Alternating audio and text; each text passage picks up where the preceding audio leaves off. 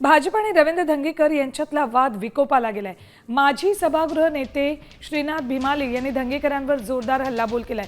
त्यांनी धंगेकरांचा भटका कुत्रा असा उल्लेख केलाय। भटक्या कुत्र्यापासून शिंदेंनी सावध राहावं असं त्यांनी म्हटलंय।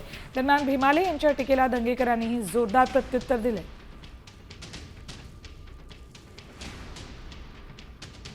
शिंदे साहेब, मी तुम्हाला विनंती करतो, जे भटकं कुत्र तुम्ही सांभाळलंय, लूत लागलेलं कुत्र शहरभर फिरतंय, अनेकांनी त्यांनी चावा घेतलाय।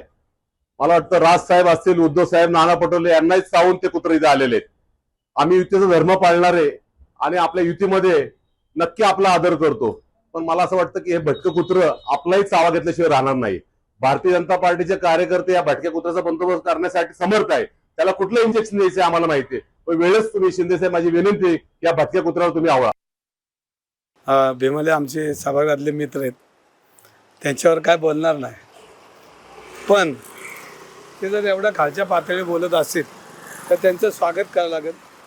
त्यांची चीड मला समजू शकतो मी, कारण त्यांची चीड आहे, पण आता ही चीडसाठी त्यांना काय बक्षिसी मिळायची पुढच्या वेळेला ती बघत राहू, कारण ही चीड त्यांची नाही। माझे एकदम चांगले मित्र आहेत, एकदम चांगले मित्र आहेत, पण ते कुठल्या भावनेतून बोललेत, येणाऱ्या महापौर पाहिजे का, चेअरमन पाहिजे का, परत सभागृह नेते व्हायचंय, हे जरा मला शोधलं बाहेर।